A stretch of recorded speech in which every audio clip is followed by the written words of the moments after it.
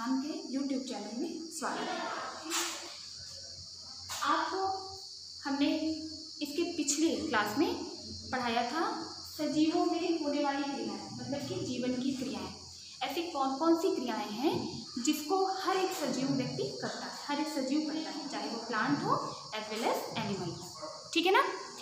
अब यहाँ पर हमने आपको पोषण के बारे में, भोजन के बारे में, क्योंकि सजीव व्यक्ति भोजन करता है, श्वसन करता है, उत्सर्जन करता है, प्रजनन करता है, संवेदनशीलता उसके अंदर होती है, वृद्धि होती है, उसमें डेवलपमेंट होता है, ये सारी चीज़ें हम आपको बताए थे। आज हम इसके पहले आपको हमने बताया था भोजन, पोषण का क्या प्रोसेस है, पोषण के कितने स्टेप्स हैं, न्यूट्रिशन क्या है, न्यूट्रिएंट क्या है, कितने प्रकार के होते हैं, प्रोटीन, विटामिन, कार्बोहाइड्रेट एक्सेट्रा, सब कुछ बताए थे। आज हम उसका सेकेंड पार्ट मतलब कि श्वसन, रिस्पायरेशन लेकर के चल रहे हैं। ठीक है ना। सबसे पहले आप जान लीजिए रिस्पायरेशन लैटिन लैंग्वेज रिस्पायरेट से बना हुआ है, जिसका मतलब होता है टू ब्रीथ, यानी कि सांस लेना। और सांस लेने में नॉर्मल सी प्रक्रिया है। सांस लेने के दौरान आप लोग क्या करते हैं, आप ऑक्सीजन को ग्रहण करते हैं और कार्बन डाइऑक्साइड को वातावरण में मुक्त करते हैं। ठीक है ना। मतलब श्वसन एक ऐसी प्रक्रिया है जिसके द्वारा मनुष्य वातावरण से ऑक्सीजन, यानी कि ऑक्सीजन लेता है, ये गैसीय विनिमय है। श्वसन एक ऐसी प्रक्रिया है जिसके द्वारा कोई भी व्यक्ति, कोई भी सजीव वातावरण से ऑक्सीजन लेता है और कोशिकाओं में कुछ रासायनिक प्रक्रिया के फलस्वरूप, कोशिकाओं की कुछ रासायनिक प्रक्रिया के पश्चात वो कार्बन डाइऑक्साइड को, उसमें कोशिकाओं में उत्पन्न कार्बन डाइऑक्साइड को पुनः वातावरण में मुक्त कर देता है। ठीक है ना। मतलब कि अगर वो 250 ग्राम ऑक्सीजन लेता है, 250 ml ऑक्सीजन लेता है, तो 250 ml कार्बन डाइऑक्साइड वातावरण में पुनः वो मुक्त कर देता है। ठीक है ना। अब हम बात करते हैं कि श्वसन कितने भागों में होती है। सबसे पहले आपको यहाँ ये क्लियर कर देना चाहेंगे, क्योंकि सजीव में प्लांट भी आता है, एनिमल भी आता है। बहुत सारे बच्चों के अंदर ये कन्फ्यूज़न होती है कि प्लांट और एनिमल में श्वसन डिफरेंट तरीके से होती है और प्लांट में हम गैसीय विनिमय अलग तरीके से होता है। लेकिन हम आपको बता देते हैं कि जो प्लांट जब इनटेक करते हैं कोई गैस, वो भी ऑक्सीजन होती है, और जो गैस मनुष्य ग्रहण करते हैं या जीव ग्रहण करते हैं वो भी ऑक्सीजन ही होती है। क्योंकि श्वसन प्रक्रिया चाहे एनिमल हो चाहे प्लांट हो, जो गैसों का विनिमय है वो सेम होता है। ठीक है ना। जिसमें वो ऑक्सीजन ग्रहण करते हैं और कार्बन डाइऑक्साइड छोड़ते हैं। बस सबसे अंतर इतना है कि प्लांट बहुत कम मात्रा में ऑक्सीजन ग्रहण करते हैं और बहुत कम मात्रा में कार्बन डाइऑक्साइड छोड़ते हैं, और क्योंकि वो फोटोसिंथेसिस क्रिया करते हैं और कार्बन डाइऑक्साइड का यूज अपने फोटोसिंथेसिस यानी भोजन बनाने में कर लेते हैं। ठीक है ना। और यहाँ पे ऐसा बिल्कुल नहीं है कि वो ऑक्सीजन में, वो श्वसन में ऑक्सीजन बाहर निकालते हैं या कार्बन डाइऑक्साइड लेते हैं, ऐसा नहीं। श्वसन प्रक्रिया चाहे मानव हो, चाहे प्लांट हो, चाहे एनिमल हो, दोनों में सेम होती है। ठीक है ना। अब हम यहाँ पे श्वसन के बारे में पढ़ेंगे। ठीक है ना। यहाँ पे हम प्लांट के नहीं, तो जनरली सभी एनिमल्स के श्वसन के बारे में पढ़ेंगे कि जो श्वसन और श्वसन अंग हर एक प्राणी में, हर एक टाइप्स के उसमें अलग अलग होता है एनिमल्स में। जैसे कोई अपने त्वचा के द्वारा ब्रीथ करता है, कोई ट्रैकिया के द्वारा ब्रीथ, मतलब अलग अलग अंग होते हैं। कोई किसके द्वारा, सब में श्वसन अंग जो है वो डिफरेंट होते हैं। हम यहाँ पे मनुष्य के एकदम वेल डेवलप्ड श्वसन अंग के बारे में पढ़ेंगे। ठीक है ना। श्वसन प्रक्रिया को हम 4 भागों में बांटते हैं। कितने भागों में बांटते हैं, ये श्वसन प्रक्रिया को हम 4 भागों में बांटते हैं। देखिए, सबसे पहले है बाह्य श्वसन, दूसरा है गैसों का परिवहन, तीसरा है अंतःश्वसन या आंतरिक श्वसन, चौथा है कोशिकीय श्वसन। ठीक है ना। अगर बाह्य श्वसन की बात करें, देखिए जो श्वसन का जो मेन अंग होता है उसे कहते हैं हम फेफड़ा। श्वसन का मेन अंग कौन सा होता है, फेफड़ा। ये आपको एक फेफड़े की संरचना हम दिखा रहे हैं। ठीक है ना। प्रत्येक व्यक्ति में एक जोड़ी फेफड़ा पाया जाता है। ठीक है। इस फेफड़े को और विस्तृत अध्ययन हम जब श्वसन तंत्र पढ़ाएंगे तब करेंगे। यहाँ पे हम श्वसन अंग पढ़ा रहे हैं, श्वसन तंत्र नहीं पढ़ा रहे हैं। ठीक है ना। तो इसका मेन ऑर्गन क्या होता है, फेफड़ा, और फेफड़े में की जाने वाली जो भी गैसीय विनिमय होती है उसे क्या कहते हैं हम, उसे हम बाह्य श्वसन कहते हैं।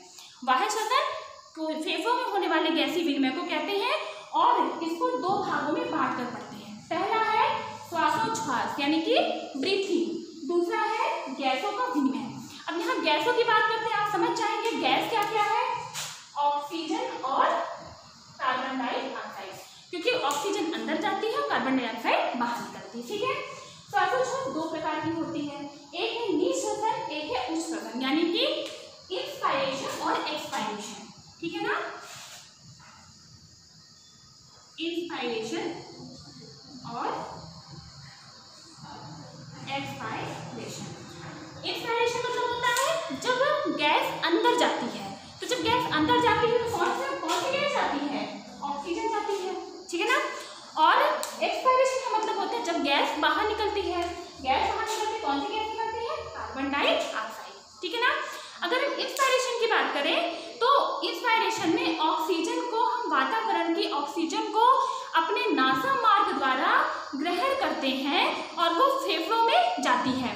फेफड़ों में जाकर के वो एक फेफड़ों के अंदर निम्न दाब का निर्माण करती है और ये फेफड़ों में तब तक जाती रहती है जब तक कि फेफड़े का दाब शरीर के भीतर और बाहर बराबर ना हो जाए, मतलब वायु का दाब शरीर के भीतर और बाहर इक्वल नहीं हो जाता है, तब तक इंस्पायरेशन में ऑक्सीजन फेफड़े के अंदर जाती रहती है। ठीक है ना, और अगर हम एक्सपायरेशन की बात करें तो एक्सपायरेशन में फेफड़ों में भरी हुई जो गैस होती है वो उसी नासा मार्ग द्वारा बाहर निकलकर वायुमंडल में विमुक्त हो जाती है, वायुमंडल में निकल जाती है। तो क्या होती है, वो कौन सी गैस होती है, वो कार्बन डाइऑक्साइड होती है। अब देखिए जो हम श्वसन लेते हैं इसमें क्या है, 78.7 मान लीजिए % क्या होती है, नाइट्रोजन होती है, और 21% क्या होती है, ऑक्सीजन होती है, 0.3% क्या होती है, कार्बन डाइऑक्साइड होती है। अब जब ये बाहर निकलती है, ये श्वासोच्छ्वास में गैस की परसेंटेज की बात हम कर रहे हैं, जब ये बाहर निकलती है तो सेम 78.7% नाइट्रोजन होती है और लगभग 17% ऑक्सीजन होती है और 4% कार्बन डाइऑक्साइड होती है। ठीक है ना, तो ये क्या है, ये है श्वसन के श्वासोच्छ्वास।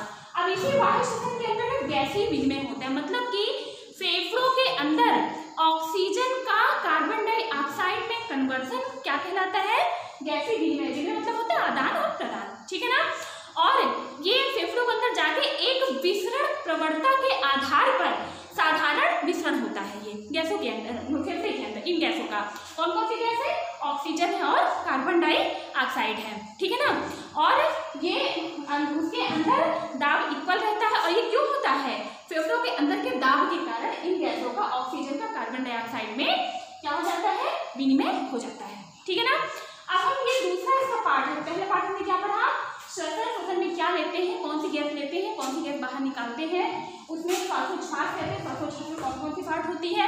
सिंपल आप यही देखते हैं, हम जोर से सांस लीजिए, हम ऑक्सीजन अंदर लिए, कार्बन डाइऑक्साइड बाहर लिए।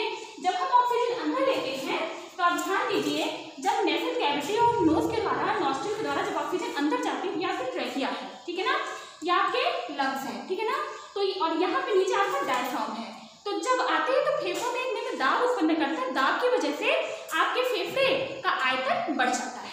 ठीक है, और ये जो गैसीय विनिमय होता है उसी दाब के कारण गैसों का कार्बन डाइऑक्साइड का ऑक्सीजन कार्बन डाइऑक्साइड में विनिमय हो जाता है। परिवहन की बात करते हैं, परिवहन का मतलब क्या है, ट्रांसपोर्टेशन। ट्रांसपोर्टेशन मतलब एक स्थान से दूसरे स्थान तक ले जाना। अब यहाँ पे क्या ले जाने की बात हो रही है, क्योंकि हमारे पास ऑक्सीजन अंदर आया है ना, तो यहाँ पे किस चीज की बात हो रही है, ऑक्सीजन को एक स्थान से दूसरे स्थान तक ले जाने की बात हो रही है। तो सबसे बड़ी चीज ये है, ऑक्सीजन किसके कारण जाता है, ऑक्सीजन आपको पता होगा कि ब्लड का रंग लाल होता है, और ब्लड का रंग लाल क्यों होता है, ब्लड में उपस्थित एक पिगमेंट है जिसका नाम है हीमोग्लोबिन, जिसके कारण इसका रंग लाल होता है। यही ऑक्सीजन, यही हीमोग्लोबिन ऑक्सीजन के परिवहन में और कार्बन डाइऑक्साइड के परिवहन में सहायता प्रदान करता है। अब देखिए, ये ऑक्सीजन नॉस्ट्रिल के अंदर जाके फेफड़े में किससे मिलती है, HB से मिलती है, और क्या बनाती है, हीमोग्लोबिन से मिलती है, क्या बनाती है, ऑक्सी हीमोग्लोबिन, और वो ऑक्सी हीमोग्लोबिन शरीर के विभिन्न पार्ट तक पहुंच जाता है। ठीक है, और कोशिका ऑक्सीजन को विमुक्त कर देता है और फिर कार्बन डाइऑक्साइड शरीर के फिर पुनः फेफड़े तक लाता है और फेफड़ों में आकर के वो एक्सपायरेशन द्वारा हमारे नेसल कैविटी से सेम नासा गुहा से सेम उसी मार्ग से वायुमंडल में विमुक्त हो जाती है। ठीक है ना।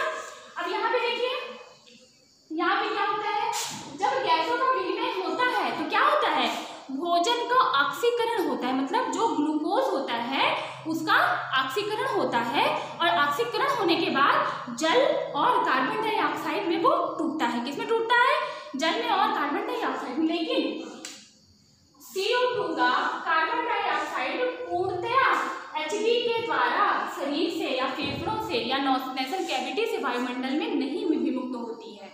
ये सिर्फ कितनी होती है, 10 से लेकर के 20% तक कार्बन डाइऑक्साइड इस क्रिया के द्वारा हमारी शरीर से बाहर निकल पाती है।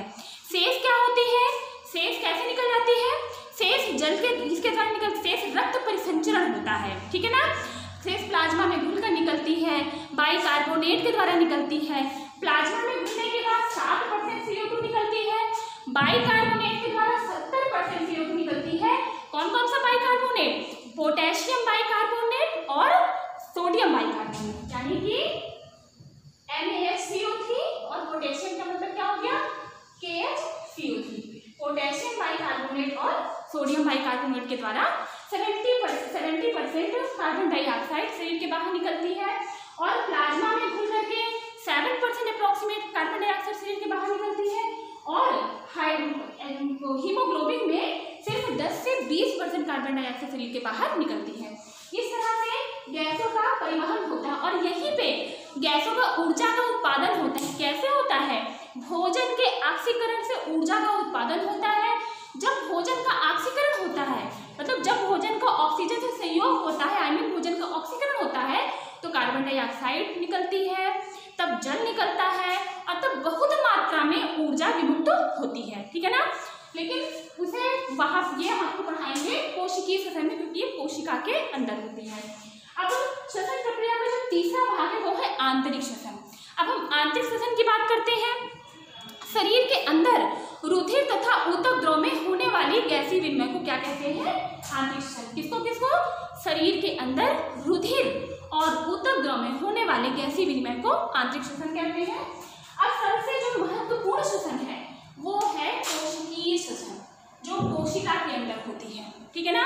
कोशिकीय श्वसन क्या है, आप लोग समझ लीजिए पहले। यहीं पर इसी कोशिकीय श्वसन में ही भोजन का ऑक्सीकरण होता है। यहीं पे श्वसन की पूरी परिभाषा निकल के आती है। श्वसन क्यों होता है, क्योंकि हमारे शरीर को ऊर्जा की आवश्यकता होती है। वो ऊर्जा हमें कहाँ से मिलती है, भोजन से मिलती है। आपको मैंने पहले बताया था कि जैसा भोजन हम करते हैं, जैसे दाल चावल रोटी सब्जी वगैरह वगैरह हम खाते हैं ना, तो उससे हमें ऊर्जा नहीं मिलती। उस भोजन में उपस्थित पोषक पदार्थों से हमें ऊर्जा मिलती है।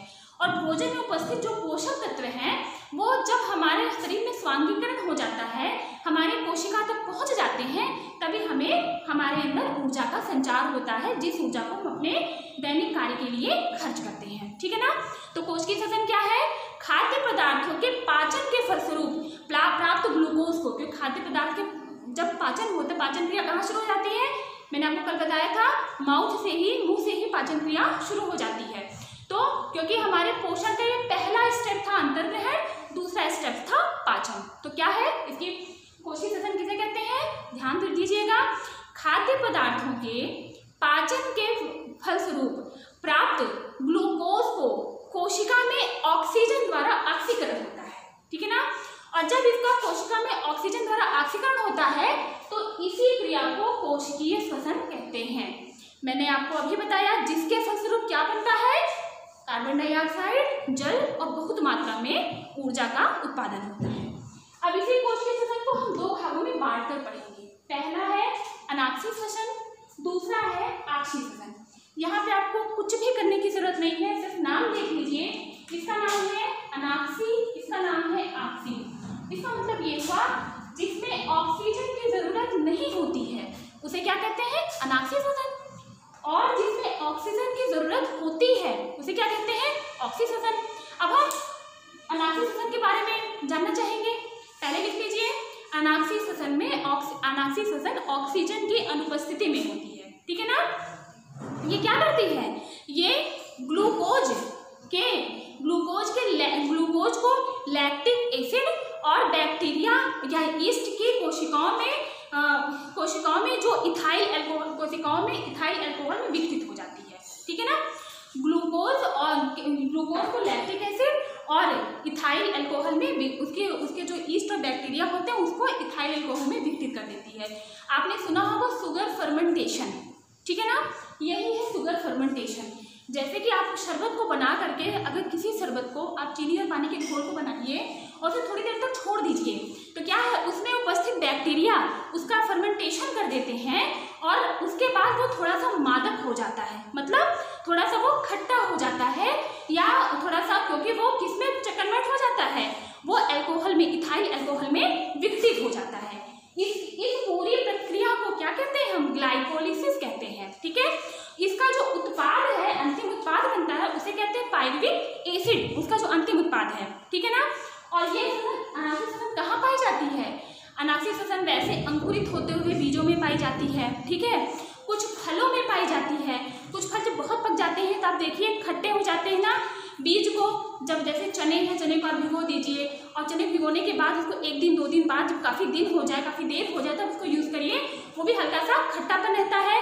क्यों रहता है, क्योंकि उसका भी फर्मेंटेशन हो जाता है। ठीक है ना, और सबसे बड़ी बात है कि ये ईस्ट और बैक्टीरिया की कोशिकाओं में हमेशा पाई जाती है, बहुतायत मात्रा में पाया जाता है। ठीक है, ये हो गया अनासी श्वसन।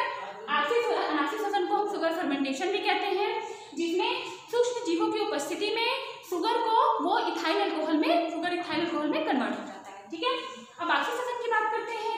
ऑक्सी श्वसन मोस्टली नाम से ही क्लियर है, उसे कहते हैं, ये ऑक्सीजन की उपस्थिति में होता है या ऑक्सी श्वसन ऑक्सीजन के द्वारा होता है। ठीक है ना, इसमें श्वसनीय पदार्थ का पूरा ऑक्सीकरण होता है, मतलब कि जो आप ग्लूकोज लेते हैं, जो आप भोजन लेते हैं, उसका क्या होता है, पूरा ऑक्सीकरण होता है।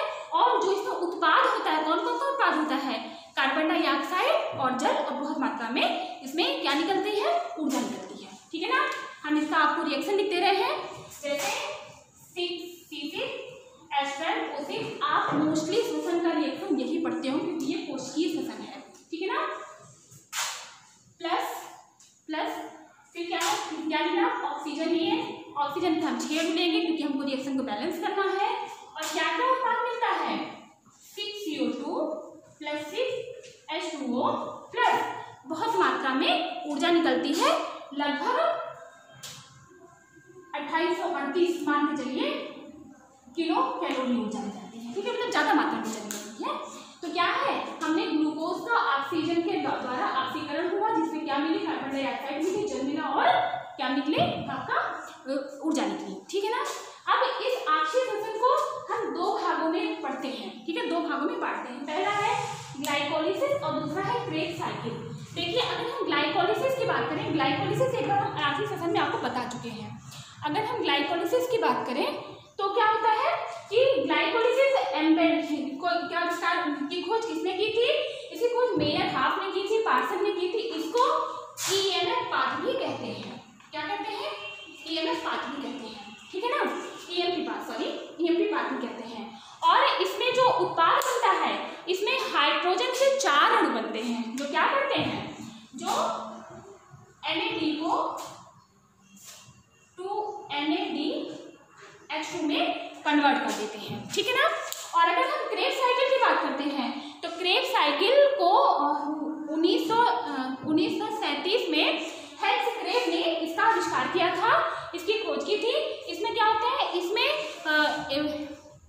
ATP ज़्यादा मात्रा में ATP का निर्माण होता है। ठीक है, इस तरीके से आपकी श्वसन प्रक्रिया पूरी हुई। अब हम आपको इसके आगे उत्सर्जन पढ़ाएंगे। आपको जो जीवन की क्रियाएं में जो तीसरा है उत्सर्जन, ये हम आपको बताएंगे। सबसे पहले यहाँ पे हम समझ लेना चाहेंगे उत्सर्जन है क्या। हमने आपसे बताया था कि अपशिष्ट पदार्थों को शरीर के बाहर निकालना ही उत्सर्जन है, क्योंकि हमारी क्रियाकलाप के दौरान, भोजन के दौरान, जीवन प्रक्रियाओं के दौरान, सुचारू रूप से जीवन जीने के दौरान हमारे शरीर में, जैसे प्लांट में है बहुत सारी कोशिकाएं मरती रहती हैं, कोशिकाएं अपशिष्ट होती रहती हैं जिनका कोई यूज़ नहीं होता है, तो उनको लाइसोसोम क्या करता है, इनका कंज्यूम कर लेता है, उसमें बड़े एंजाइम को कंज्यूम कर लेता है, जिसलिए लाइसोसोम को हमने क्या कहा था, आत्महत्या की थैली कहा था। ठीक है ना। तो यहाँ पे भी बहुत से हमारी क्रियाओं के, डेली रूटीन की क्रियाओं के दौरान बहुत से अपशिष्ट पदार्थ बनते हैं जिनका शरीर से बाहर निकालना आवश्यक होता है, इसी को उत्सर्जन कहते हैं। नोट कर लीजिए, जीवों के शरीर से उपापचयी प्रक्रियाओं के दौरान बने विषैले पदार्थों को शरीर से बाहर निकालने की प्रक्रिया ही क्या कहलाती है, उत्सर्जन कहलाती है। ठीक है ना। साधारण जो उत्सर्जन होता है उसमें नाइट्रोजनी उत्सर्जी पदार्थ होते हैं। ठीक है ना, जैसे यूरिया हुआ, अमोनिया हुआ, यूरिक एसिड हुआ, ये सब शरीर के बाहर आदि जो निकालने की प्रक्रिया को हम उत्सर्जन कहते हैं और इन सबको हम उत्सर्जी पदार्थ कहते हैं। ठीक है ना। अब हम उत्सर्जी पदार्थ कौन कौन से अंग हैं। सबसे पहला है वृक्क, इसी को हम क्या कहते हैं, किडनी। हम आपको यहाँ पे किडनी दिखाएंगे कैसी होती है। प्रत्येक मानव में एक पेयर किडनी पाई जाती है। ये देखिए, बीन्स के आकार की होती है, ब्राउन कलर की होती है। प्रत्येक मानव में एक आपके अमाशय के नीचे पाई जाती है, क्या पाई जाती है, किडनी पाई जाती है, एक पेयर किडनी पाई जाती है। ठीक है ना। ये क्या करती है, ये रक्त से प्लाज्मा को छानकर, शरीर के रक्त से प्लाज्मा को छानकर शुद्ध बनाती है और अनुपयोगी पदार्थ को यूरिन के द्वारा शरीर से बाहर निकाल देती है। किडनी का क्या काम है, किडनी का काम है रक्त को शोधन करना। ठीक है ना। रक्त से प्लाज्मा को छानकर शरीर से बाहर निकाल देती है। कैसे निकालती है, यूरिन के रूप में। यहाँ पे हम बात करना चाहेंगे, कई बार परीक्षाओं में पूछा जा चुका है, परीक्षाओं में आ चुका है। देखिए, सबसे पहले आप इम्पोर्टेंट चीज नोट कर लीजिए, जो यूरिन होती है, यूरिन का कलर किस रंग का होता है, येलो कलर का होता है। आप सब लोग जनरली जानते होंगे, लेकिन कोई ये नहीं जानता होगा, या हो सकता है कुछ लोग जानते भी हो किस लिए होता है। तो क्या है, उसमें एक पिगमेंट पाया जाता है। जैसे ब्लड का कलर लाल किस लिए होता है, हीमोग्लोबिन पिगमेंट के कारण, रंजक के कारण। और पेड़ का कलर, पेड़ पौधों का कलर हरा क्यों होता है, क्लोरोफिल पिगमेंट के कारण। ठीक ऐसे यूरिन का कलर पीला क्यों होता है, उसमें एक पिगमेंट पाया जाता है यूरोक्रोम। नोट कर लीजिए, यूरोक्रोम। ठीक है ना। एक बार पूछा गया था यूरिन में कंपोजिशन किस किस चीज के होते हैं, तो किस किस चीज के होते हैं, उसमें 95% वाटर होता है, मतलब कि पानी कितना होता है, 95% पानी होता है, और 95% पानी होता है, और उसमें क्या होता है 2.7% यूरिया होती है, 0.03% यूरिक एसिड होता है, और आपका लवण होता है। लवण कितना होता है आपका 2%। क्या होता है 95% पानी, 2% आपका होता है लवण, और क्या होता है 2.7% आपका होता है यूरिया, और लगभग 2% यहाँ पे क्या होता है यूरिक एसिड। ठीक है, ये आपका हमने लगभग में बताया है। यूरिक एसिड 2% नहीं है, ये 4 हो गया, यहाँ पे 0.3% हो गया, 0.3% यूरिक एसिड होता है। ये है आपका पूरा यूरिन का कंपोजिशन। कभी कभी ये आपके क्वेश्चन में आ जाता है, यूरिन का कंपोजिशन क्या है, या फिर यूरिक एसिड कितने मात्रा में यूरिन में पाया जाता है। एक चीज़ और बता दें, यूरिन की जो पीएच वैल्यू होती है वो कितनी होती है, 6। अब जिसकी पीएच वैल्यू 6 होती है, क्योंकि 7 पीएच वैल्यू उदासीन विलयन की होती है, और 7 से कम पीएच वैल्यू अम्लीय विलयन की होती है, 7 से अधिक पीएच वैल्यू क्षारीय विलयन की होती है। तो अब इसका टेस्ट कैसा होता होगा, निश्चित है अम्लीय होता होगा। ठीक है ना। तो किस टेस्ट का होता है, अम्लीय टेस्ट का होता है। पीएच वैल्यू 6 होती है, कंपोजिशन 95% वाटर है, 2% लवण है, 2.7% यूरिया है, 0.3% यूरिक एसिड है। इसका जो येलो कलर है वो किस पिगमेंट के कारण है, वो उसे कहते हैं यूरोक्रोम। ठीक है ना। और इसका काम क्या है, ये नाइट्रोजनी पदार्थ के अलावा ध्यान दीजिएगा पेनिसिलिन के कुछ मसालों का भी उत्सर्जन करता है। ठीक है ना। और इसके साथ साथ यूरिन में पथरी पाई जाती है। आपने किडनी में आपने सुना होगा ना कि किसी के पेट में पथरी है, किडनी पथरी है, वो किस चीज़ की बनी होती है, वो कैल्शियम ऑक्जेलेट की बनी होती है। जो पथरी होती है किसकी बनी होती है, कैल्शियम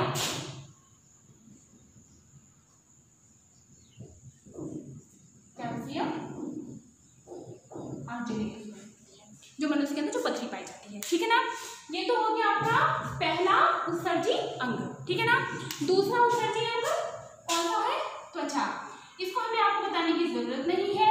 आपके त्वचा के अंदर बहुत सी ग्रंथियां पाई जाती हैं जो समय समय पे, जैसे श्वेत ग्रंथि है, पसीने का उत्सर्जन करती है, और इसके साथ साथ तैलीय ग्रंथि है, वो सीबम का उत्सर्जन करती है। तो क्या है, ये त्वचा भी हमारे शरीर के लिए एक उत्सर्जी अंग का कार्य करती है। तीसरे की बात करते हैं। तीसरा है आपका यकृत, जिसे कहते हैं लीवर। लीवर कहाँ पाया जाता है? हमने आपको बताया था, मनुष्य के एलिमेंट्री एनाल में लीवर पाया जाता है। ये देखिए, ये आपका लीवर है। कहाँ पाया जाता है? मनुष्य के एलिमेंट्री एनाल में। किसमें पाया जाता है? कि इसके ऊपर, अमाशय के ऊपर। ठीक है, इसको पूरी संरचना हम आपको तब बताएंगे जब हम आपको पाचन तंत्र पढ़ाएंगे। अगले चैप्टर में आपको पाचन तंत्र ही पढ़ाएंगे, लेकिन अब इस लीवर की बात करिए। लीवर आवश्यकता से अधिक अमीनो अम्ल एवं रुधिर की अमोनिया को यूरिया में परिवर्तित करता है। उसके बाद वो किडनी के द्वारा शरीर से बाहर निकल जाती है। क्या करता है? जो ये आवश्यकता से अधिक जो अमीनो एसिड्स होते हैं और जो रुधिर की अमोनिया होती है, उन्हें यूरिया में कन्वर्ट करता है और किडनी के माध्यम से वो क्या करता है? शरीर के बाहर निकल जाती है यूरिन के रूप में। ठीक है, अगला सेशन है फेफड़ा, जिसे कहते हैं लंग्स। मैंने आपको अभी बताया था, लंग्स में क्या होता है? लंग्स में गैसीय विघटन होता है। और वो गैसीय विघटन कैसे होता है? क्योंकि जो ऑक्सीजन ग्रहण करता है व्यक्ति, क्योंकि ये श्वसन, फेफड़ा जो है व्यक्ति का सबसे महत्वपूर्ण श्वसन अंग है। ये ऑक्सीजन ग्रहण करता है, कार्बन डाइऑक्साइड को बाहर निकालता है, और इसी में क्या, ये इसे अंतः श्वसन कहते हैं, इसी में क्या, बाह्य श्वसन कहते हैं, सॉरी। इसी में क्या होता है? गैसों का एक्सचेंज होता है। Carbon dioxide, oxygen carbon dioxide में, कार्बन डाइऑक्साइड ऑक्सीजन में। ठीक है ना, मतलब कि फेफड़े में कार्बन डाइऑक्साइड, फेफड़े में ऑक्सीजन जाती है और रुधिर में मिल करके फिर कार्बन डाइऑक्साइड में कन्वर्ट होकर के तब फिर से फेफड़े से होते हुए सेम मार्ग नासा से शरीर के बाहर निकल जाती है। ये क्या है? उत्सर्जी अंग। 3-4 प्रकार के उत्सर्जी अंग है। इन चारों को हमने आपको बता दिया, जो कि महत्वपूर्ण उत्सर्जी अंग है। इसको आगे जब हम पढ़ेंगे यूरिनरी सिस्टम, तो हम इसको पढ़ेंगे। ठीक है ना, जब हम आपका ये अंग पढ़ेंगे, जब उत्सर्जन तंत्र पढ़ेंगे, तो हम इसके बारे में आपको पढ़ाएंगे, अच्छे से पढ़ाएंगे। और इसका जीवन की क्रिया में अभी और भी है, जितनी मैंने क्रियाएं बताया था वो सब हम एक्सप्लेन करेंगे, लेकिन आज बहुत ज़्यादा समय हो गया, वीडियो बहुत लंबा हो गया, नेक्स्ट क्लास में करेंगे। ठीक है, इसलिए आप लोग ध्यान से पढ़िएगा, एक एक पॉइंट को ठीक से नोट करिएगा, समझिएगा, पढ़िएगा। ये सब आपके लिए, आपके डीएलएड के लिए और आगे आने वाली एग्जाम्स के लिए बहुत ही आवश्यक है। ठीक है, धन्यवाद।